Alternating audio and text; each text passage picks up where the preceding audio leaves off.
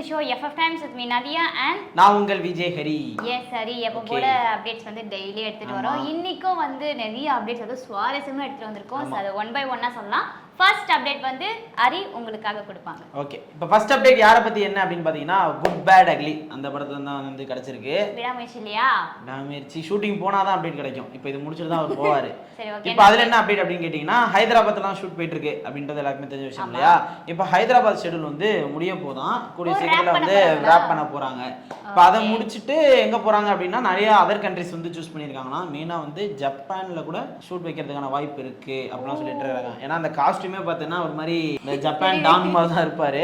அதனால அங்க கூட எடுக்கிறதுக்கான வாய்ப்பு இருக்கு அப்படிலாம் சொல்றாங்க. அதுலயும் டிஃப்ரெண்ட் ரோல்ஸ் நம்ம அஜித் சார் பண்றாரு அப்படின்றதுமே எல்லாருமே தெரிஞ்ச விஷயம். மெயினா டிஎஸ்பி வந்து இந்த படத்துக்கான பேக்ரவுண்ட் ஸ்கோர்லாம் ஆரம்பிச்சிட்டாராம். பாதி முடிச்சுட்டு அமைச்சிருக்காங்க போல. அதுக்கான பேக்ரவுண்ட் ஸ்கோர் வந்து அவர் பண்ணிட்டு இருக்காரு.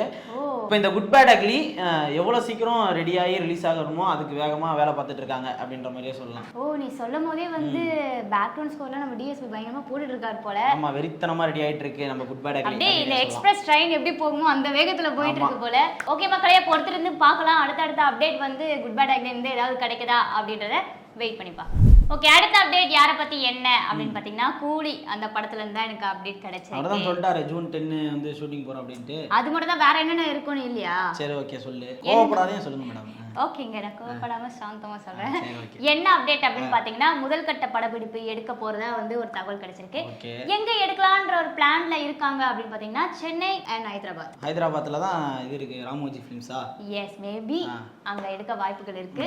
இந்த ஷெட்யூல்ல யார் யாரெல்லாம் ஆக்ட் பண்ண போறாங்க அப்படின்னு பாத்தீங்கன்னா நம்ம ரஜினிகாந்த் சார், ஸ்ருதியா ma'am and Sathyaraj sir. Sathyaraj sir, okay. Yes, இவங்க மூணு பேருக்கு தான் இப்போ வந்து போர்ஷன் ஃபர்ஸ்ட் போர்ஷன் வந்து இருக்கு. ஆமா, வந்து ரஜினி சாரோட ஃப்ரெண்டா தான் வராரு நம்ம சத்யராஜ் அப்பலாம் வந்து சொல்லிட்டு இருந்தாங்க. அதனால அப்படி கூட இருக்கலாம். பட் வில்லன் யார் அப்படின்றது என்னன்னு தெரியல. கண்டிப்பா என்னன்னு தெரியல. சோ பார்க்கலாம், இதுக்கப்புறம் பொறுமையா வரும். எப்போ இந்த ஷெட்யூல் வந்து ஸ்டார்ட் பண்ண போறாங்க அப்படின்னு பாத்தீங்கன்னா as usual ஜூன் 10th இருந்து தான் சொல்லிருக்காங்க.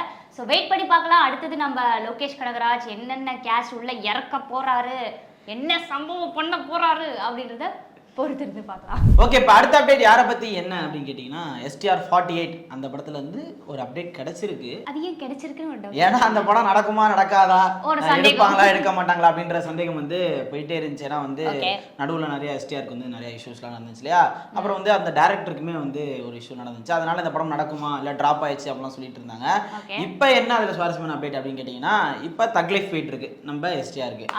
இப்போ அந்த படம் வந்து ரொம்ப வேகமா எடுத்துக்கிட்டு இருக்காங்க, சீக்கிரம் முடிக்க போறாங்க அப்படிலாம் சொல்லிட்டாங்க. இப்போ அந்த படத்தை முடிச்ச கையோட அவர் எஸ்டிஆர் 48 போறாரு. ஓ, அப்ப எஸ்டிஆர் 48 பார்க்கலாம். ஆமா, பார்க்கலாம். அது டிராப் ஆகல அப்படின்ற விஷயம் தான். இப்போ எஸ்டிஆர் 48 போறாரு. அதுல வந்து நம்ம சிம்பு வந்து டியூயல் ரோல் அப்படின்றது எல்லாருக்குமே தெரிஞ்ச விஷயம். இந்த படத்துல பொறுத்த வரைக்கும் ஃபிளாஷ்பேக் சீன்ஸும் இருக்கு, அப்புறம் வந்து பிரசன்ட் சீன்ஸ் அதுவுமே இருக்கு. ஆனா இந்த படம் எப்படி ஆரம்பிக்கும் அப்படின்னு சொல்றாங்கன்னா ஃபிளாஷ்பேக்ல இருந்து தான் ஆரம்பிக்கும் அப்படின்ற மாதிரி ஒன்று சொல்றாங்க.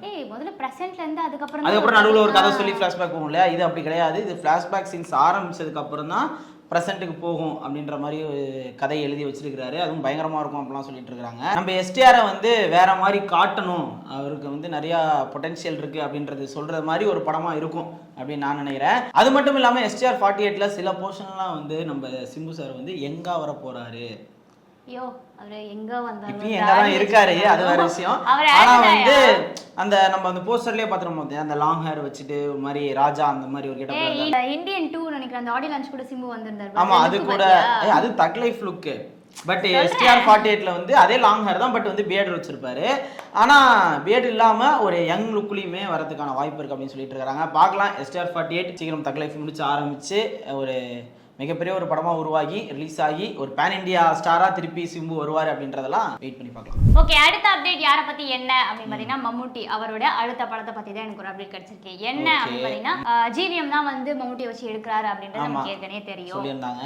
எஸ், இப்போ இந்த படத்தோட ஷூட்டிங் எப்போ ஸ்டார்ட் பண்ண போறாங்க அப்படின்னு பாத்தீங்கன்னா இந்த மந்த்ல ஸ்டார்ட் பண்ண போறதா ஒரு தகவல் கிடைச்சிருக்கு. ஓகே, இப்போ ஜிவிஎம் வந்து இங்க எதுவும் பண்ணாம ஸ்ட்ரெயிட்டா எடுத்து மலையாளம் போயிட்டாரா? அவர்கிட்ட இருக்கிற கதைக்கு அவர் மலையாளம் போவாரு, கோலிவுட்ல இருப்பாரு, ஏன் பாலிவுட் கூட போறதுக்கு வாய்ப்புகள் இருக்கு. சரி, ரைட். இது எனக்கு தெரியல. ஆனா வந்து இவ்வளவு சீக்கிரம் இந்த படத்தை ஆரம்பிப்பாங்கன்னு நான் எதிர்பார்க்கல. பட் இந்த மாசத்துலயே போறாங்க அப்படின்ற போது ஸ்கிரிப்ட் எல்லாமே ரெடின்னு நினைக்கிறேன். எஸ், இது என்ன ஒரு சுவாரஸ்யமான விஷயம் அப்படின்னு பாத்தீங்கன்னா இந்த படத்துல ஃபீமேல் லீட் ரோல் யார் பண்ண போறாங்கன்னா beautiful gorgeous lady superstar Nayanthara Nayanthara ma'am.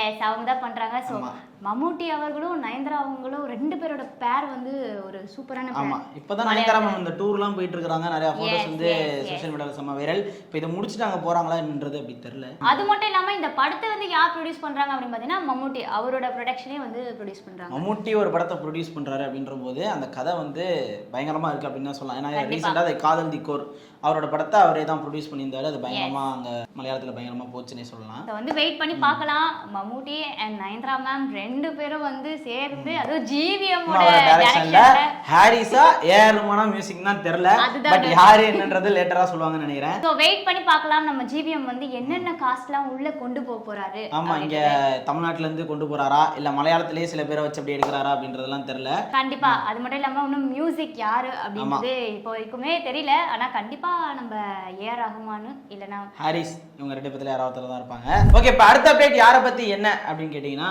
நம்ம மணிகண்டன். ஓ அடுத்த படம் பத்தி ஏதாவது கிடைச்சிருக்கா? ஆமா ஒரு நியூஸ் கிடைச்சிருக்கு.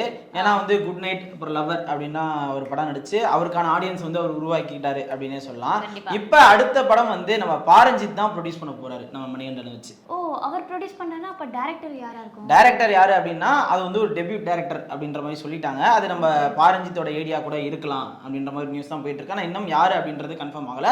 ஆனா நம்ம பாரஞ்சித் தான் ப்ரொடியூஸ் பண்றாரு அப்படின்றது கிட்டத்தட்ட கன்ஃபார்ம் ஆயிருக்கு. ஏன்னா வந்து காலாலயமே நம்ம மணிகண்டனை வந்து பயங்கரமா யூஸ் பண்ணியிருப்பாரு நம்ம பாரஞ்சித்.